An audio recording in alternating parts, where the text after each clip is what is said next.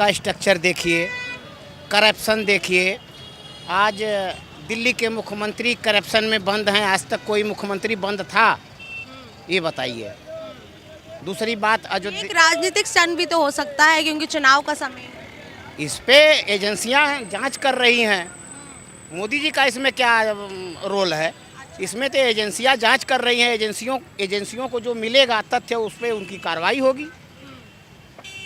तो आज हम गलत हैं, हमारे ऊपर पुलिस प्रशासन अगर कोई कार्रवाई कर रही है तो अच्छी बात है, वो निर्णय लेगी। आने वाले इस 5 साल में आप चाह रहे हैं मोदी सरकार आए, उनमें आप क्या चाह रहे हैं कि और क्या किन किन किन चीज़ों पे काम होना चाहिए? जनता की भी कुछ उम्मीदें होंगी कि अब इस बार अगर सरकार मोदी की आती है तो और क्या क्या काम होने चाहिए और किस चीज़ में विकास होना चाहिए? एक तो अभी थोड़ी सी सिचुएशन रोजगार के ऊपर है। जो रोजगार में जो पेपर लीक वगैरह हो रहे हैं, इसकी दुरुस्त व्यवस्था होनी चाहिए और निष्पक्षता से। अगर ऐसा कुछ हो रहा है तो उसके ऊपर कंट्रोलिंग करना बहुत ज़रूरी है। और नौकरियों के ऊपर आप क्या कहना चाहेंगे? सर, आप बिजनेसमैन हैं, नौकरी करते हैं? हम तो नौकरी करते हैं। कहाँ पे नौकरी करते हैं? मैं हल्दीराम में इंजीनियर हूँ। और मैं तो जॉब हमारी चली रही है जो तो नौकरी का इस बारी जैसे बोला था कि सबको नौकरी मिलेगी, रोजगार हटेगा, सबके घर में बिजली वगैरह का भी उन्होंने बोला था। आपके हिसाब से उन सब चीज़ों पे विकास हुआ? बिजली की व्यवस्था तो हुई है, बिजली की घर घर पहुंची।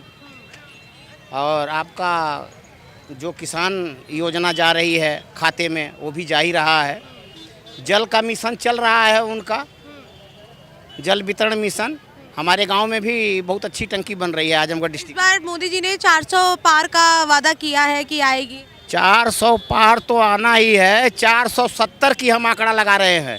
अच्छा। हाँ, मोदी का टक्कर इस समय कोई नहीं करने वाला है, क्योंकि 500 वर्ष से जो इतिहास था राम मंदिर का, उसको कांग्रेस वालों ने, सपा वालों ने तो गोली चलवाई वहाँ।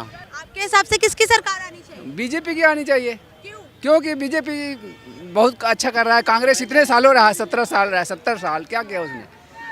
कुछ भी हो, करप्शन दूर हो रहा है। मैं देख रहा हूँ नीचे, पहले गरीबों को लिए भी देखो इतना सारा चीज़ दिया, बेनिफिट दिया है। आप सुनाइए। ईवीएम गलत है तो पेपर पे क्यों नहीं आ रहे हैं? पेपर पे लाओ ना। इसलिए नहीं ला रहे हैं कि बूथ कब्जा करके लूट करके फूंक देते थे। अब तो यहाँ तो कंप्यूटर से ही वो लूट रहा है। आपके हिसाब से बीजेपी लूट रही है? कैसे नहीं हो रही? आपके हिसाब से सरकार लूट रही है? मशीन तंत्र है, प्रजातंत्र नहीं है। अच्छा। मशीनी तंत्र है, ईवीएम तंत्र है, प्रजातंत्र नहीं है। क्योंकि हर इतिहास देख लो, जनता बदल देती है। सरकार कांग्रेस को बदल दिया है। और कांग्रेस ने पहले भी तो कितने साल काम किया सर, ऐसा थी, वो भी तो बैक टू बैक आई है सत्ता में। कौन? कांग्रेस? हाँ। कांग्रेस आई है।